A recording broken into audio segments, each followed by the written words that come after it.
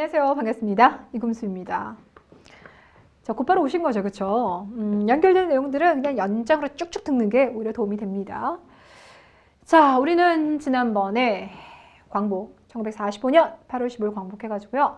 정확히 딱 3년 만에 정부 수립하는 이야기 해봤죠. 자, 지금부터는 이제 그렇게 해서 수립되어진 첫 번째 정부인 이승만 정부에 대해서 공부해 보겠습니다. 그런데 여러분 여기서 잠깐만요. 여러분이 알고 있는 이승만 대통령은 어떤 대통령입니까? 뭐 좋은 대통령, 나쁜 대통령을 얘기하는 게 아니라 그러니까 뭐 어떤 식의 정치를 한 대통령, 어떤 이미지가 있지 않을까요? 일단 다른 건 몰라도 우리나라 초대 대통령으로서 장기 독재를 한 대통령, 이건 여러분들이 알고 계실 것 같아요. 네, 장기 독재. 여담이지만요, 첫 단추를 잘 끼워야 됩니다라고 얘기했었죠.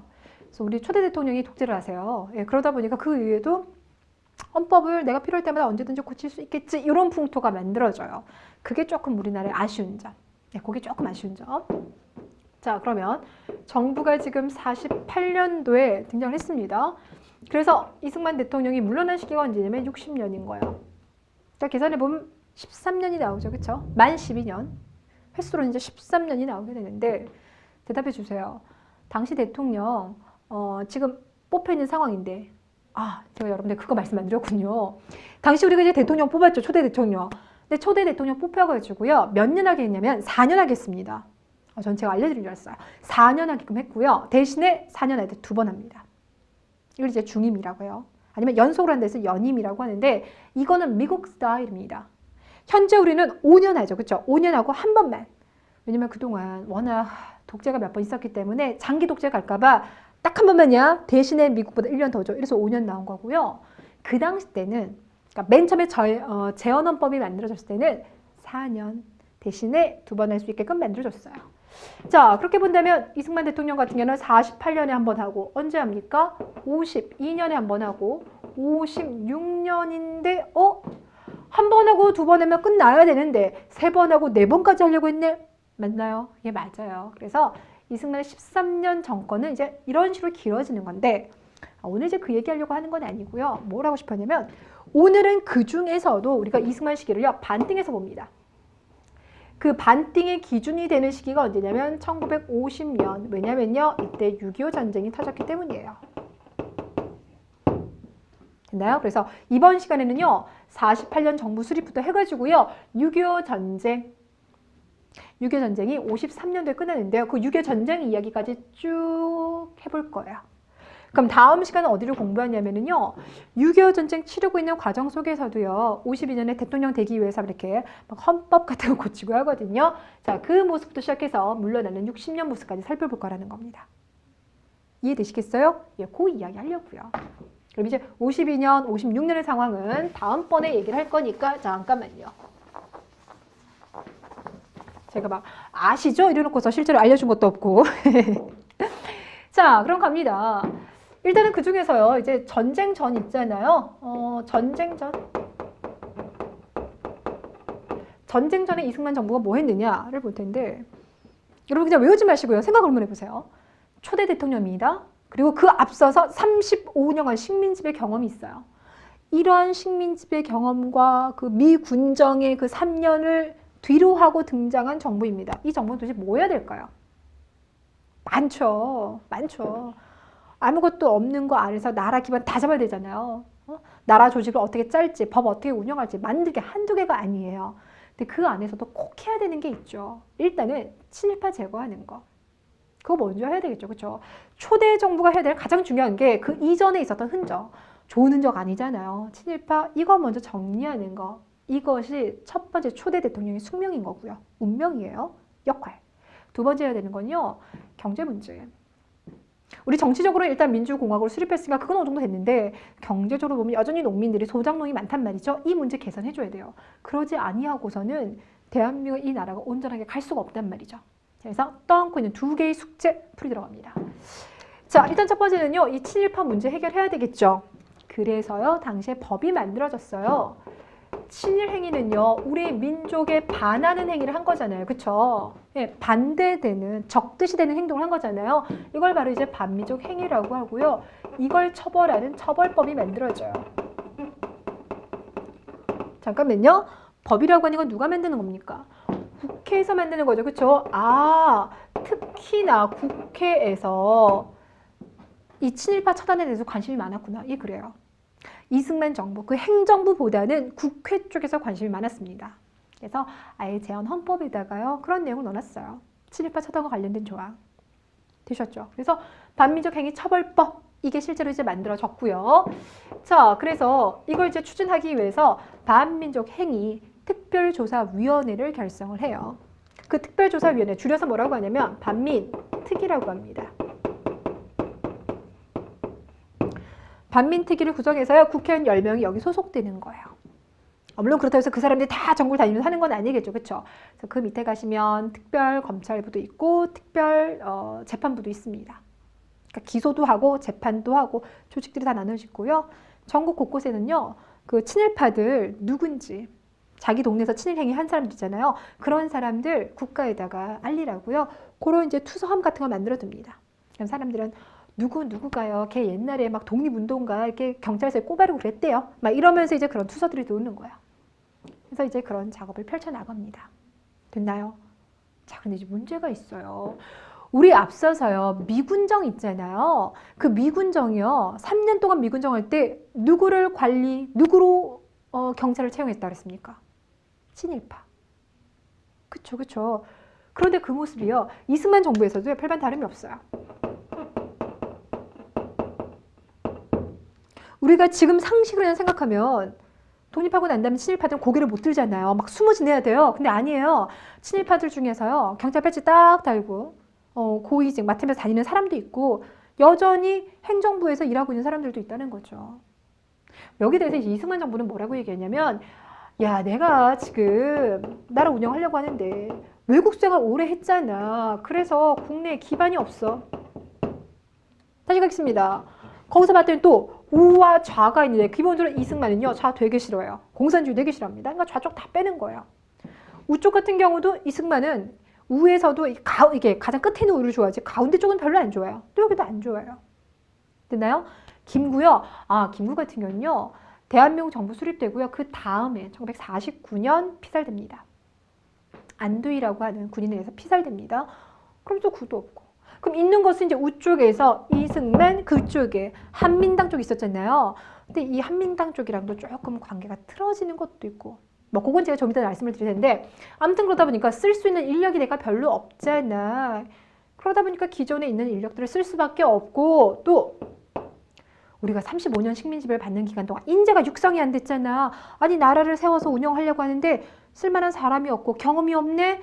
결국 경험 있는 사람들은 얘네들밖에 없으니까 어쩔 수 없어. 이승만은 그렇게 얘기를 하죠. 되셨어요? 그래서요. 이게 참 어려운 숙제인 거예요. 프랑스 같은 경우는 독일의 지배를 2차 대전을 받긴 합니다만 걔네들은 단기간이었어요. 그러다 보니까 이제 프랑스 정부가 권력 잡고 난 다음에 친독파 거냐 싹 제거해버리고 진짜 많이 목 날려버렸어요. 근데 우리 같은 경우는 다 날려버리긴 해야 되는데 다 날려버리면 실제로 이제 이승만 입장에서는 그러면은 각 부에서 공무원 누가 해가지고 누가 경찰하냐고 지금 그렇다고 갑자기 농사 짓는 사람 데리고 올 수 없잖아. 이런 변명을 해버리는 거죠. 됐습니까? 그러다 보니 친일파들이 고개를 숙이고 다녀야 되는데 고개를 들고 다니면서 관직에 있는 경우가 있더라는 거예요. 그리고 대놓고 이들이요. 반민특위 활동을 방해하기 시작합니다. 방해를 해요.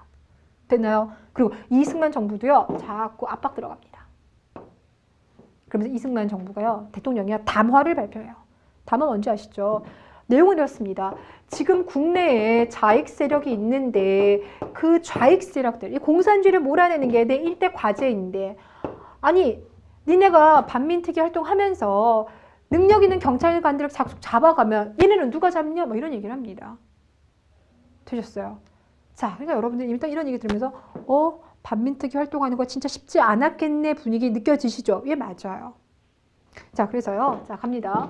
우리 결국 친일청산이 제대로 안 됐다라고 하거든요. 그래서 이제 미완이에요, 미완. 그래서 왜 실패가 되었을까요? 자, 이유를 짚어보면 누가? 이승만. 정부가요. 대놓고 담화를 발표할 정도이기 때문에 뭐 소극적 수준을 떠나서요. 방해인 거죠. 중고등학교 교과서에서 이제 소극적인 이제 뭐 지원을 했다, 소극적으로 대처했다라고 하지만 결국은 대통령이 이렇게 담화를 발표한 정도가 이제 방해를 한 수준인 거고요. 자, 그러면서 이제 무슨 사건이 벌어지냐면 국회 뿌락지 사건이 벌어집니다. 국회 뿌락지 사건이라는 게 뭐냐면 국회 안에 봤더니 남노당이랑 연결되는 내통하는 사람들이 있더라 이러면서요. 국회의원 13명을 잡아가 버린 거예요. 아니 좌익 세력들을 얼마나 우리가 타도했는데 니네 국회의원들이 그 손잡고 있어? 그리고 그 국회의원들 중에서 일부는 반민특위 활동도 하고 있네? 이런 잡아가는 거죠. 이 국회 뿌락지 사건을 통해서요. 이 반민특위의 힘을 잃어버리게 되는 거예요. 뭔지 아시겠죠? 자꾸 쥐고 흔들어 버리는 겁니다. 또 여기에다가요. 이 친일파들 중에서요. 되게 악덕 친일파가 있었어요. 대표적인 사람이 누구냐면요. 노덕술이에요. 이 노덕술.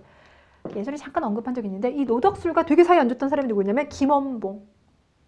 이 노덕술이요. 고등계 형사로서요. 우리 독립투사들 진짜 많이 잡아다가 고문했던 사람입니다.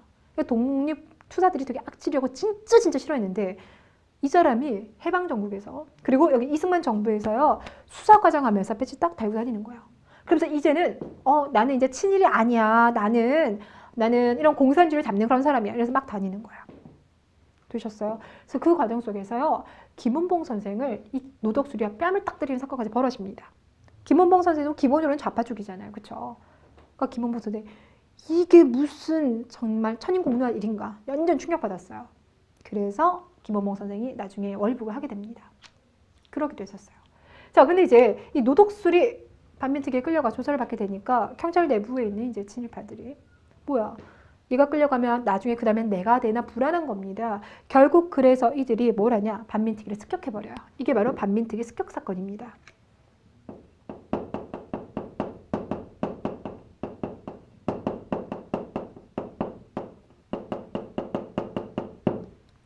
되셨어요? 여기 가가지고 막 집게 딱 부시고 사람들 잡아가는 겁니다. 그러니까 이런 식으로요. 대통령이 흔들고 친일파들을 대놓고 공격 들어가고 이러다 보니까 반민특위 활동할 수 없겠죠. 더군다나요. 원래 반민족 행위 처벌법 처음에 나왔을 때는요. 이걸 2년으로 했었는데 이승만 정부가 이거 너무 오래 가게 되면 사회가 혼란스러우니까 빨리 가자. 1년 만에 하는 것으로 법을 바꿔놓은 상황이었거든요. 그러다 보니 이게 조사가 제대로 안 되는 거예요. 예, 그래서요. 이때 반민특위 잡혀갔던 대표적인 사람이 이제 이광수, 최남선 이런 사람이다가 노덕술도 잡혀갔긴 했더라죠. 박흥식이라고 해가지고요. 화신백화점 사장이 있었거든요. 당대 최고도 부자인 사람이 있었어요. 그 많은 돈을 가지고 일본이 전쟁할 때 막 기관총도 사주고 막 일본에 돈도 기부하고 이런 사람이 있는데 잡혀가긴 하지만 그 누구도 목 날라간 사람은 진짜 없다는 거. 35년 식민지배를 당했지만 그 누구도 진짜 마지막에요. 뭐 무기인정도 없고요. 그러니까 다 받아도 다 감면돼요. 다 감면돼가지고 다 나오고요. 진짜 목 하나 날라간 사람이 없더라는 겁니다. 그래서 이승만 정부에 대한 뭐 과오가 있겠으나 그 중에서 좀 우리가 이런 건 좀 많이 안타깝다라는 얘기를 할 때 반민족 행위 처벌법 제대로 시행되지 못했다. 그러니까 친일파 제거가 제대로 안 됐다. 그러다 보니까 지금까지도 우리 사회에서는 친일파 논란이 있죠. 이해하시면 되겠습니다. 자, 여러분들 거기 보시면 286페이지 86페이지 아래쪽에 반민족 행위자 처벌법 보이시죠? 일본 정부와 통모하여 한일 합방에 적극 협력한 자, 한국의 주권을 침해하는 조약 또는 문서에 조인한 자. 그래서 그들은 뭐 하겠대요? 재산을 몰수하겠대요. 그래서 이 내용에 따르면 기본적으로요. 이들에 대해서 뭐 정말 심한 자는 뭐 죽이기, 이제 사형하겠다 이런 것도 있었지만 기본적으로 재산 몰수예요. 이들이 민족의 이익을 반하는 행동을 해서 재산을 형성시켰으니까 재산을 몰수하겠다. 그리고 공민권을 제한하겠다. 이 공민권이라고 하는 뭐냐면 국민으로서 행사할 수 있는 권리를 공민권이라고 합니다. 뭐 가령 예를 들어서 대통령 후보자로 나오는 거, 국회의원 후보자로 나오는 거 이런 것들은 제한하겠다 였는데 제대로 시행되지 못하였더라. 자, 일단 친일파에 대한 이야기는 이렇게 멈추고요. 이번엔 두 번째 갑니다. 경제적인 문제가 있다 그랬죠. 소장농들의 문제를 해결을 해줘야 돼요. 자, 그래서 나왔던 게 바로 뭐냐면 농지개혁. 일단 농지개혁은 시점을 좀 잡아보시면요. 시점이 언제냐? 1949년 관련 법률이 나왔대요. 법. 그러니까 정부가 수립되고 이제 49년에 관련 법률이 나오긴 하지만 실제로 추진되는 건 언제냐면 6.25 전쟁 끝나고 난 다음이에요. 네. 근데 이게요, 뭐 그렇게 늦은 것 같지 않죠. 근데요, 북한은요, 1946년에 이미 농지개혁을 추진했어요. 그러다 보니까 이게 또 남북한 경쟁 구도인 거잖아요. 북한은 했는데 왜 우리는 이러면서 자꾸 압박이 들어온 겁니다. 그래서 이승만 정부도요, 더 이상 늦출 수가 없어서 49년에 관련 법률을 만들게 됩니다. 자, 그래서 이제 개혁을 추진하게 될 것이고요. 또 당시 워낙 이제 소작농들이 많았기 때문에 일제 식민 지배하에서 무너져 있었던 이 조선의 농촌을 끌어올려야 돼요. 대다수가 농민인데 농촌을 복구시키지 않고서는 이승만 정부의 경제든 기반 자체가 무너질 수밖에 없겠죠. 그래서 농지개혁이 필요합니다. 아무래도 우리의 관점은요, 북한의 농지개혁과 우리의 농지개혁이 어떻게 다른지 이 부분 좀 관심 있겠죠. 비교하며 설명을 드릴게요. 자, 북한 같은 경우 이제 땅을 많이 가지고 있는 지주가 있다. 그럼 지주가 땅을 너무 많이 가지고 있고, 반면에 이제 소작농들은 땅이 부족하니 이들에게서 땅을 가져와서 이들에게 나눠주는 구조이겠죠. 그리고 이제 그 중심에는 이제 국가가 있는데, 그럼 국가에서는 지주의 땅을 어떻게 가져오냐? 지주야, 네가 지금 땅을 딱 봤더니 땅이 5정보 이상이니? 정보라고 하는 단어를 처음 들어보셨죠? 인포메이션의 정보가 아니에요. 여기서 이제 땅을 세는 건데 1정보가 3,000평 정도입니다. 3,000평. 5정보 하면 15,000평이죠. 되게 많네요. 그러니까 5정보 이상이 되면 네가 혼자 농사 짓기도 어려울 테니까 그런 땅들은 국가가 가져갈게. 가져가는 방법은 돈 안 내고 가져갑니다. 그러니까 무상이에요. 그럼 국가가 돈 안 내고 가져갔으니 소작농들에게 그 토지를 나눠줄 때도 당연히 돈 안 받고 하겠죠. 그렇죠? 그래서 무상분배입니다. 그래서 북한의 우리가 토지개혁 방식이라면 무상몰수, 무상분배 방식이라고 해요. 자, 여기에 비해서 남한이 채택하고 있었던 방법은요. 우리는 공짜는 아니에요.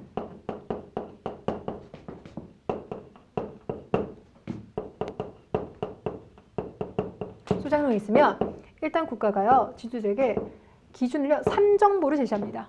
우리나라는 5정보 아닙니다. 3정보를 제시하면서 지주야, 너 3정보 이상의 땅이 있어? 아니, 9,000평이면 먹고 살만 하겠다. 그 이상의 땅은 국가에 줘. 단, 돈 내고 가져갈게. 유상, 매입. 그럼 이들에게 돈을 지불하기 위해서는 국가가 당연히 돈 많이 썼으니까 소작농에게 공짜로 못 주겠죠. 소작농에게도 너희들도 싼 값에 사가지고 이겁니다. 아이고 이거.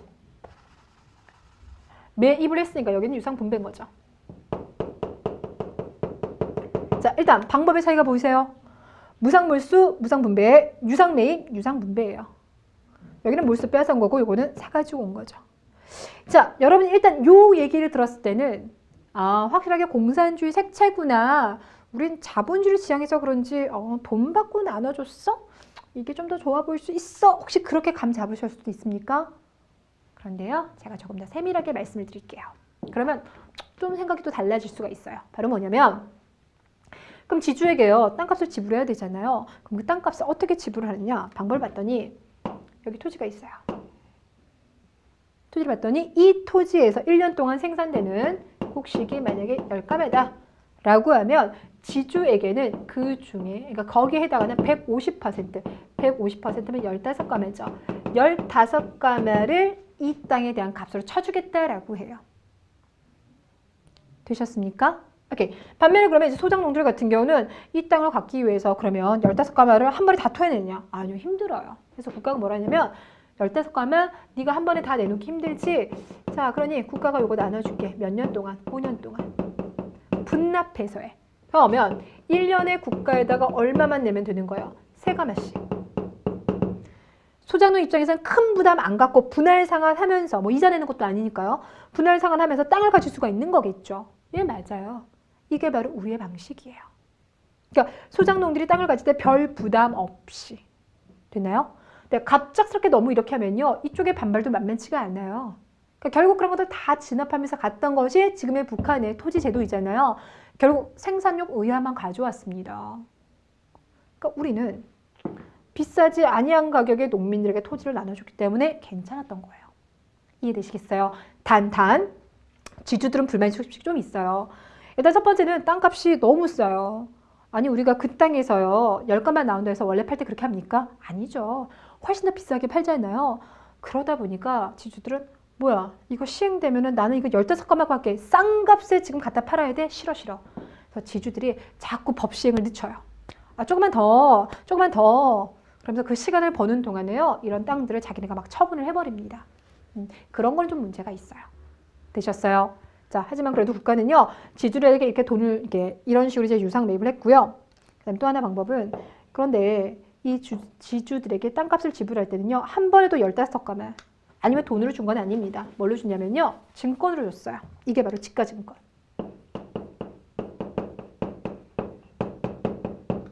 나중에 이거 다 받고 나면 한 번에 쳐줄게 지가증권 증서를 준 겁니다. 되셨어요? 돈은 돈인데 당장 이걸로 돈 바꿀 수 없는 거. 됐나요? 근데 이거 나중에 어떤 효과를 가져오냐면요. 지주들은 이 지가증권 받아가지고요. 은행에 갖다 맡기면 담보가 되잖아요. 그 돈 찾아와가지고요. 싼 값에 땅을 또 사는 거 아니죠. 어차피 3정보 이상의 땅을 못 가지니까. 그럼 뭐 할까요? 지가증권 맡겨서 나온 은행에서 빌린 돈을 가지고 이 돈 가지고 회사 운영하고요. 공장 설립하는 거예요. 그러니까 농업국가에서 어떤 게 산업이 발달할 수 있는 그 본격적인 자본주의 국가로 갈 수 있는 것을 막 유도하고 있는 분위기라고 보시면 되겠습니다. 이해되시겠습니까? 오케이. 자, 이것이 바로 이제 우리의 농지개혁입니다. 일단 객관적인 그 팩트 자체를 보셨죠? 그렇다면 지금 여기서요. 보셨던 이 내용을 바탕으로 해서 평가를 좀 하겠습니다. 자, 일단 첫 번째. 자, 농지개혁, 요거 이제 평가. 의를 본다라면 기본적으로 토지는 농사짓는 자가 가져야 된다. 그러니 지주가 네가 다 농사질 수 있지 않는 것에도 불구하고 가지는 거 그건 줘. 그래서 실제로 땅 필요한 사람에게 나눠주겠다는 거죠. 우리 이거 여러분들 경자 유전 원칙이라고 해요. 경자 농사짓는 사람 이 뜻인 거고요. 그런 사람이 뭘 가져야 된대요? 토지를 가져야 된다. 그런데 그런 이야기는요. 이미 옛날 옛적부터 해온 적이 있어요. 누가 얘기했었냐? 중농학파. 그래서 중농학파들도 농민들에게 토지 나눠줍시다. 그런 얘기한 거잖아요. 그죠? 먹고 안에서 맨날 놀고 있는 사람들이 아니라 실제로 농사 짓고 있는 사람들에게 토지를 나눠줘야 된다는 얘기했고 그런 것들은요. 동아 농민운동에서도 얘기했던 거예요. 되셨어요? 그래서 경자 유전 원칙 하에서 더 나아가서 동학 농민운동이 했던 그런 것들이 이제 반영이 되었다는 거고요. 그래서 우리나라에서 지금 결과적으로 보니까 소작농들이 큰 부담 아니 가지고 토지를 살 수가 있었던 거죠. 그러니까 소작농이 뭐 하는 거예요? 줄어들고 이들이 자영농, 자기 땅을 소유한 사람으로 성장할 수 있게 되더라. 이게 되게 중요한 거예요. 되셨어요? 그리고 더 나아가서 그리고 난 다음에 여러분 1년 있다가 6.25 전쟁 터지잖아요. 만약에 여러분들 이런 것들이 만약에 정리가 안 됐어요. 여전히 소작농이 되게 많고요. 농민들의 불만이 컸어요. 그런다면 6.25 전쟁이 딱 터졌을 때 농민들은 나 이 대한민국 싫어. 북한 넘어갈게. 그랬을 수도 있는 거예요. 뭔지 아시겠죠? 근데 우리가 이미 이렇게 해서 안정적으로 성공시켜 놨어요. 나름대로는. 그러다 보니까 6.25 전쟁이 터졌을 때 그리고 그 전에 우리 내부에서 이제 공산화가 되려고 하는 것들을 잠재우는데 크게 기여했다는 겁니다.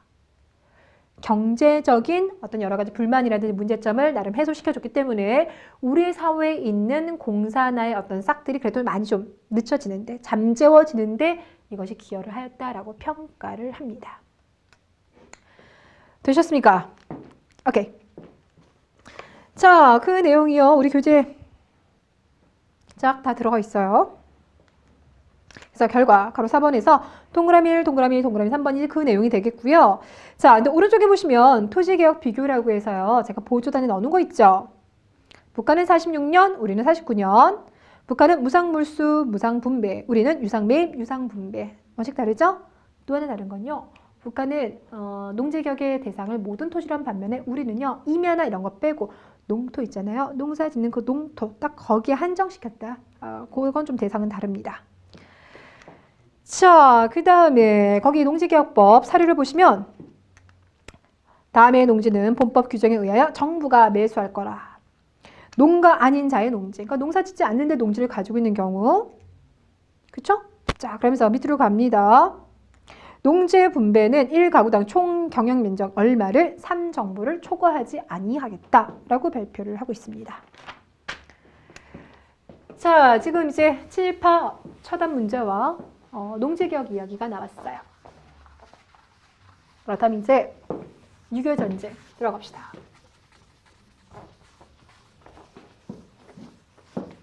여러분 전쟁은 항상 원인, 과정, 결과로 접근하는 거 알고 계시죠? 예, 여기도 마찬가지예요. 교재 보시면 원인, 과정, 결과. 시험에서 과정은 원래 좀 많이 안 나와요. 막 그러다가 순서로 넣으세요. 이런 건 여러분이 중고등학교 다닐 때 내신 문제 나오는 거고 여기서는 그 안에서 막 순서는 아닙니다. 하지만 그래도 모르고 계시면 공무원 시험 문제가 어디로 튈지 알 수가 없기 때문에 자, 6.25 전쟁. 뭐 요즘 정말 어린 학생들 같은 경우는 6.25 전쟁이 몇 년 일어났는지 모른다는데 여러분과 저는 뭐 그럴 세대는 아니에요. 그렇죠? 자, 일단 1950년. 자, 1950년 6.25 전쟁 일어난 당시의 상황, 배경 또는 뭐 원인 한번 짚어보겠습니다. 일단 남북의 상황을 좀 봐주셔야 되는데요.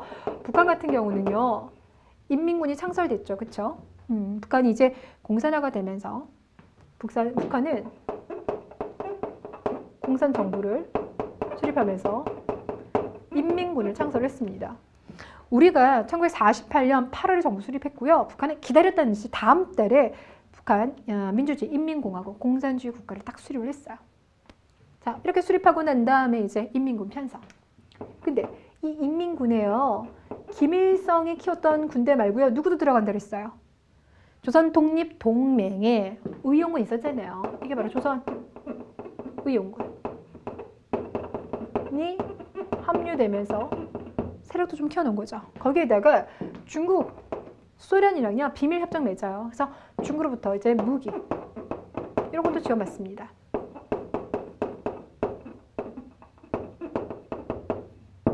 이런 상황. 자, 반면에 이제 남한 같은 경우는 이승만 정부가 수립됐는데요. 근데 우리는 군사적인 부분에서 특별히 막 방어가 잘 돼 있었던 건 아니에요.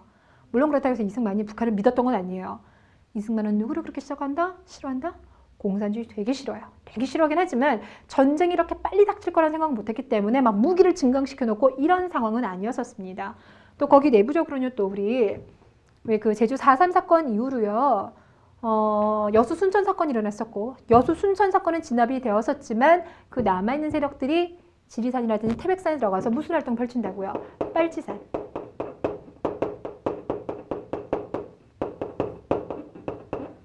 활동을 펼치고 있는 그런 상황에서 전쟁 준비가 조금 안 돼 있기도 했던 상황이에요. 되셨죠? 일단 우리 이제 북한과 남한의 단순 상황을 보면 이런 상황이에요. 근데 여기에다가 이제 대외적인 상황들이 조금 이제 달라지기 시작하죠. 그 대외적인 상황이 바로 뭐냐면 중국의 공산화예요.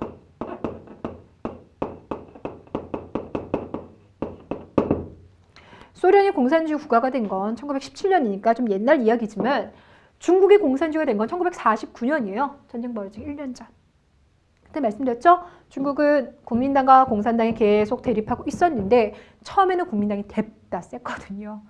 그래서 이제 공산당이 계속 안쪽으로 그 먼 대장정을 떠나갈 정도로 진짜 힘들었는데 막상 나중에는 중국의 농민들이 공산당 편을 들어줍니다. 그래서 중국이 공산주의 국가가 되면서 국민당 쫓겨갑니다 라고 말했었죠. 그러니까 중국에서 판도가 달라진 거예요. 그러면서 이제 김일성 같은 경우도 중국이 지금 그렇게 열세를 겪고 있더니 여기가 공산화에 성공했어? 지금 공산주의가 대세인가? 이런 분위기 좀 얻었겠죠. 무슨 말인지 알겠어요? 그러면서 중국으로부터 막 무기 같은 것도 받고 나름대로 이제 전쟁에 대한 뭐랄까요? 약간 의욕, 자신감, 승리할 수 있을 거라는 이제 그런 희망을 갖게 되는 거죠. 자기 나름으로는. 이런 상황에 또 어떤 일이 벌어지냐? 미국 국방부 장관이죠. 이 미국 국방부 장관이 애치슨인데 이 사람이 중요한 발표를 합니다. 이게 바로 애치슨 선언. 애치슨 선언의 핵심 내용은 뭐냐? 우리 여러분들 1948년 전까지 누가 있었어요? 우리나라 안에. 우리도 있었지만 미 군인들이 있었잖아요. 그렇죠? 미 군정이 딱 있었어요. 그러니까 미 군정이 있었다는 건 미국 군인들이 우리 국내에 있었다라는 건데 그런데 이제 군정 끝나고 난 다음에는요. 계속 머물 수는 없어요. 미국 나갔어요. 대신에 나가긴 하지만 그래도 여기 보시면 지금 일본, 타이완 이렇게 있으니까 나가긴 하지만 그래도 어느 정도는 이쪽까지는 방어선 이라고 이제 우리가 생각하고 있었는데 미국 국방부 장관 애치슨이 뭐라고 하냐면 미국은 앞으로 있잖아. 경계선은 어디까지 하냐면 한반도랑 타이완을 빼고 일본까지를 이제 방어선을 할 거야. 이렇게 발표를 해요. 미국의 태평양 방어선을 여기 일본까지만 극동지역에서 일본까지만이고 남한이랑 타이완은 뺀다 이렇게 발표를 했습니다. 되셨어요. 그러다 보니까 이제 북한 김일성은 생각하기를 그러면 남한에서 전쟁 벌였을 때 미국이 개입 안 한다는 소리네. 반면에 북한 공산주의 국가죠. 소련 공산주의 국가죠. 중국 공산주의가 되죠. 자기네들의 세력은 뭐 할 수가 있는 거예요? 연대할 수가 있는 거예요. 그렇다면 미국이 참전하지 아니하는 상황 속에서 밀고 내려오면 승리하겠다라고 생각합니다. 이해되시겠어요? 내부적 상황에다가 외부적인 상황이 결합되면서 김일성이 전쟁을 일으킵니다. 됐나요? 오케이. 자, 이번 여러분들 전쟁의 과정을 보겠습니다. 여러분 전쟁의 과정은요. 4개의 지도를 보시면 돼요.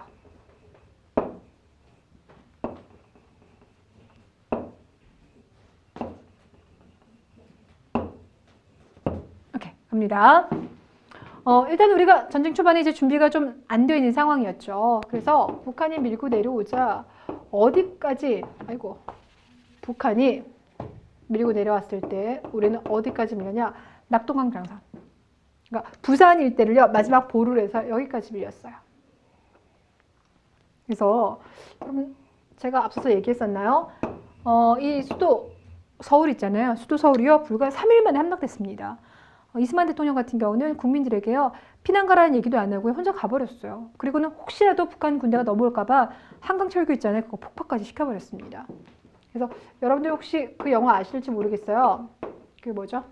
웰컴 투 동막골. 거기 웰컴 투 동막골에 보면 신하균 씨가 담당하는 그 국군 장교 역할 있죠. 그가 이제 위스에서 이제 그 한강 철교를 폭파하라 그러니까 아니 지금 사람들이 지금 건너고 있는데 저거 폭파하면 그 사람들 다 죽습니다. 이러면서 결국 그가 이제 폭파를 뭐 거부했을 거야 아마. 막 고민에 찬 그러한 어떤 국군 장교 역할을 나섰는데 실제로 아무튼 그렇게 해서 이제 이승만 대통령은 부산까지 갔고요. 그리고 이제 북한 인민군 쭉쭉 밀고 내려왔습니다. 자, 그런데 이렇게 밀고 내려왔던 거 다시 역전할 수 있는, 전세를 뒤집을 수 있는 기회가 있었죠. 바로 뭐냐면 북한이 이렇게 쳐들어 내려온 거. 이거 여러분 우리 남침이라고 하죠. 그렇죠? 얼마 전에 아마 국회의원은 아니었던 것 같고 하여튼 뭐 이렇게 조사를 했었어요. 조사를 했는데 이렇게 우리나라 그 중고등학생들을 대상으로 해서 6.25 전쟁은 누가 일으켰느냐 그러면서 이제 북침 남침을 넣었더니 학생들이 북침 이렇게 넣은 거예요. 그랬더니 아니 이렇게 역사 인식이 엉망이어서야 하면서 막 언론에서 며칠 동안 막 계속 얘기를 했고 분노를 했었는데 이제 북침이라고 하는 건 이제 북쪽으로 침공했다. 우리가 북쪽으로 갔다. 이건 거잖아요. 그렇죠? 그러니까 남침이라는 건 북한이 내려왔다. 그러니까 6.25 전쟁은 남침이 맞는 거죠. 근데 이제 우리 어린 학생들은 6.25 전쟁은 북한이 일으켰으니까 북침 아닌가? 이렇게 참 해맑게. 예. 저는 그 질문에 대한 조사가 있잖아요. 여론조사가 한번 나오고 거기에 대한 반박이 다시 나왔던 게 한 2, 3일 걸렸을 거예요. 처음에 이제 그 기사 나왔을 때 에이 우리 아이들의 수준을 뭘로 보고 애들은 당연히 북침이라고 하면 북한이 침공했지 이렇게 생각하는데 라면서 혼자 빵 웃었던 적이 있는데 되셨습니까? 근데 여러분들은 그런 걸 걱정할 세대는 아닌 거죠. 그렇죠? 아무튼 그래서 북한이 아래쪽으로 내려온 남침이었지만 유엔이요 이 남침에 대해서 인정한 거죠. 그러니까 안보리를 소집을 하고 난 다음에 이건 북한이 침공한 거니까 나만 도와주자. 그래서 16개국 연합군대가 결성이 됩니다. 그리고 그 연합군대의 중심축이 바로 미국이 되는 거예요. 이해되셨어요? 자, 그래서 유엔군이 파병이 되었으니 전세가 좀 뒤집어질 만하죠. 참고로 북한은요. 우리는 이제 16개국이 도와주고 북한은 2개 국가가 도와줍니다. 그래서 우리와는 조금 규모가 다르죠. 자, 이렇게 들어서 이제 유엔군이 오고요. 특히 이 유엔군에서 당시 어떤 전략을 펼쳤느냐? 그럼 우리가 밀고 올라가야 되는데 다들 이렇게 밀고 올라가는 것만 생각하죠? 이때 메가더 장군이 허를 찌르는 한수를 냅니다. 이것이 바로 옆구리 공격하기. 이것이 인천 상륙작전이에요. 실제 북한 같은 경우도요. 이 인천 상륙작전이 실제로 일어날지 몰랐던 거죠. 그래서 이제 둘이 같이 옆쪽에서 이 공격이 들어오니 가운데 있는 북한 인민군 같은 게 뭐예요? 고립 상태에 빠지게 되죠.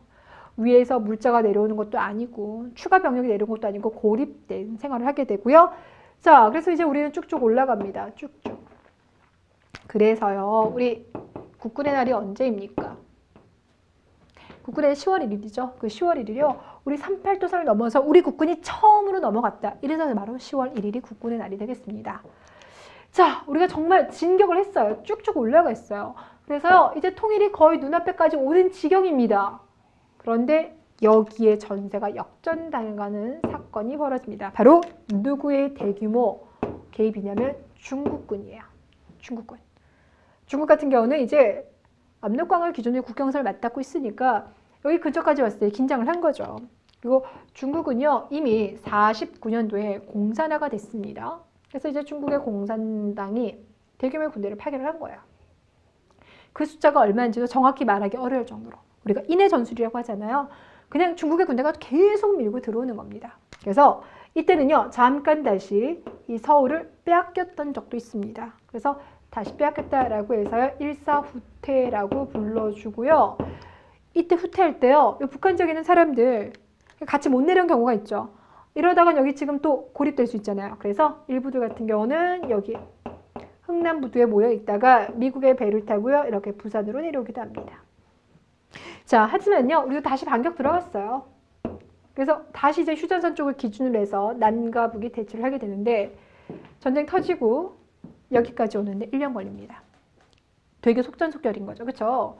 밀리고 다시 밀리고 뭐 이런 식으로 계속 반복해서 결국 1년 만에 여기까지 와서 전쟁이요, 휴전선 근방에서 고착화 상태에 빠지기 시작합니다. 정말 조금이라도 더 진격하기 위해서요, 계속 서로 이렇게 진짜 뭐 이렇게 뭐 1km 전진 다시 뒤로 밀리는 그런 전투가 계속 이게 진행이 했어요. 거기가 어디냐면 을지전망대라고 여러분 있습니다. 아마 제3땅굴인가요? 뭐 그쪽에 있는 을지전망대가 있는데 그 일대가 그렇게 치열하게 전투를 벌였다라고 하더라고요.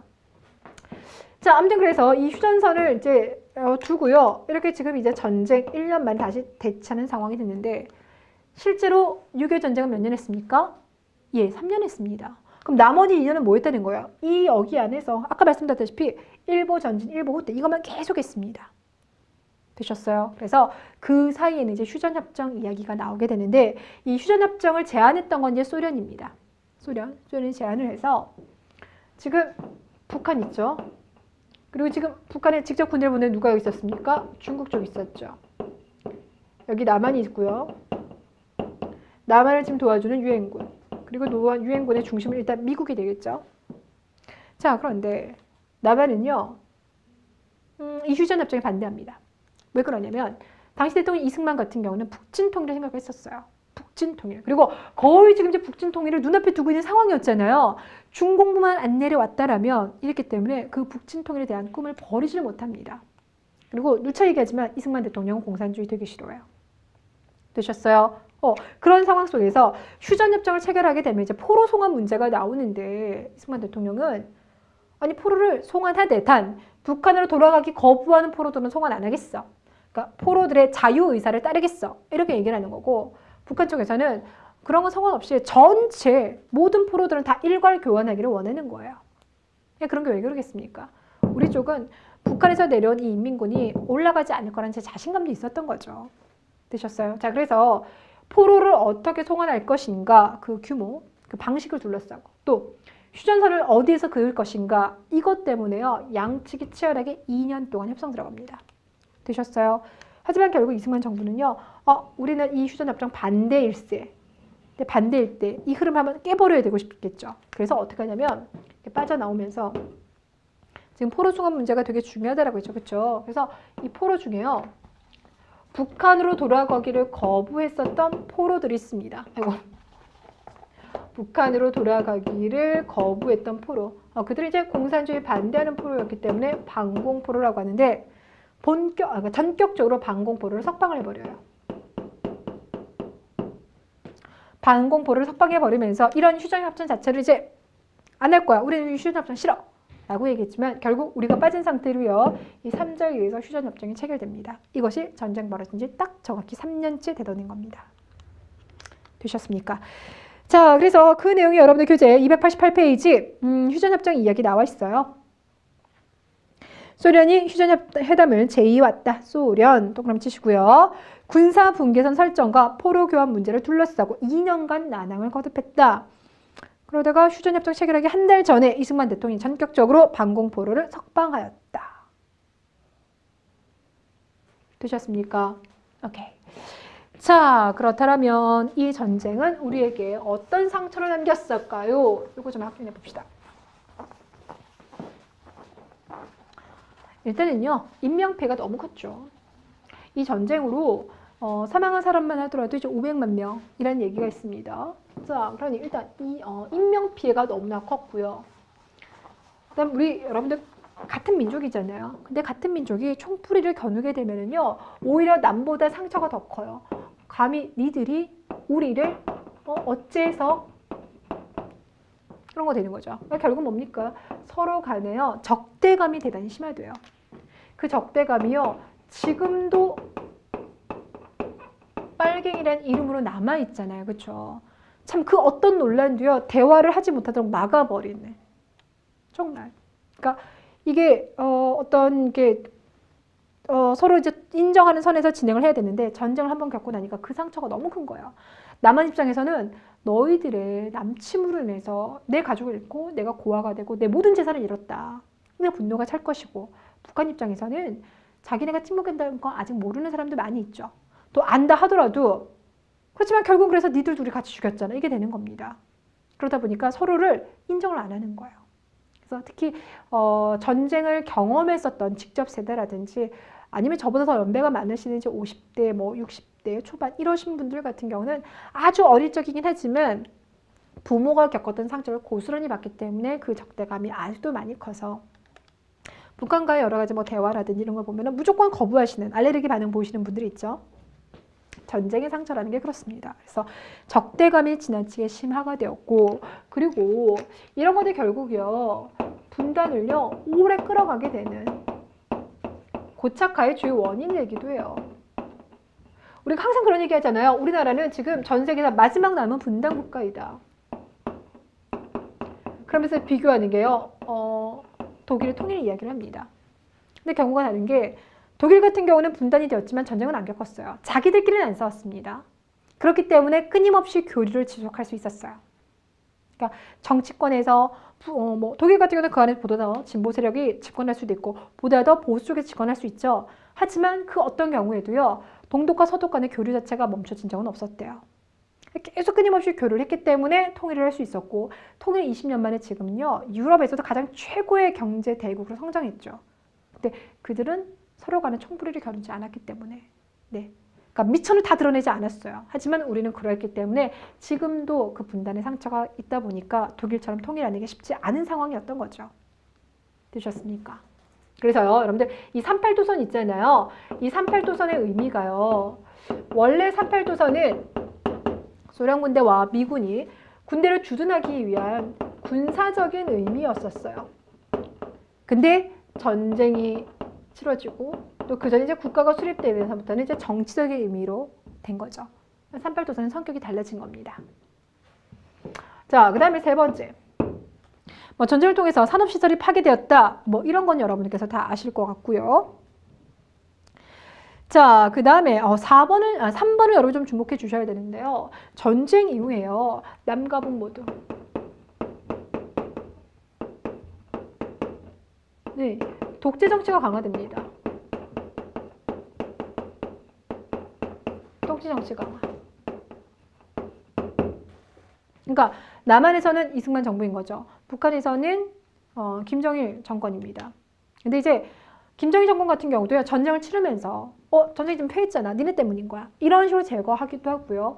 하여튼 북한에서 여러 개의 공산주의 세력이 있었는데 김일성이 이제 전쟁 통해서 많은 세력들을 제거합니다. 대표적인 게 우리 앞에서 봤던 김두봉. 그런 세력들도요, 전쟁 이후에 제거가 됐어요. 이건 독재로 가는 거고, 남한 같은 경우도 이승만이 자기가 이제 정권을 계속 연장을 할 겁니다. 그 연장하는 모습은 다음번에 공부를 하게 될 텐데, 그럼 이제 정권을 연장할 때 국민들이 저항하겠죠. 왜 자꾸 정권을 연장합니까? 이렇게 자꾸 하게 되면 뭐야? 너 나에 대해서 반대, 정부에 대해서 반대, 혹시 그렇다면 너 북한과 연결되어 있는 거 아니니? 뭔지 아시겠죠? 그러니까 어떠한 어떤 비판이라도 인정을 안 하는 거야. 그러니까 세상을요, 딱 두 개로 보는 거죠. 나 아니면 적. 민주주의 아니면 공산주의. 다양하게 존재하는 그 다양성이라는 건 없어요. 나 아니면 덕인 겁니다. 항상 이런 식으로 가다 보니까 그들의 이분법적인 사고가요. 지금도 우리에게는 그 좀 상처로 남아있고요. 습관적으로 자꾸 그 네티즌 글들 같은 경우도 이렇게 나누려고 하는 거 있잖아요. 남북 간의 독재, 그만큼 우리 독재할 때는 이제 반공, 항상 반공이 많이 이제 이용되었기 때문에 그러합니다. 자, 마지막으로는요. 전쟁 직전에요. 우리나라에 미군 부대 있었다고 했습니까? 없었다고 했습니까? 없었죠. 그렇죠? 예, 없었던 상황에다 또 에치슨 선언까지 나왔기 때문에 북한에서 전쟁 일으켰습니다. 라고 얘기했었잖아요. 그러면서 미국이 이 전쟁을 거치고 안 되겠구나. 라는 생각한 거죠. 그래서 지금 일단 소련이 있고요. 중국이 있고요. 북한이 있는 이런 상황 속에서 그러니까 삼각편대로 지금 공산주의 세력이 있는 상황에서 혼자 있잖아요. 그리고 우리는 일본과 아직 손 안 잡았거든요. 그렇죠? 그러니까 혼자 냅두면 안 되겠네. 그렇다면 한국과 미국 손 잡아야 되겠구나. 그래서 두 나라가요. 한미 상호 방위 조약을 체결합니다. 한미 상호 방위 조약을 체결하고요. 그래서 주한미군이 주둔하게 되는 겁니다. 이게 지금까지 있는 거고요.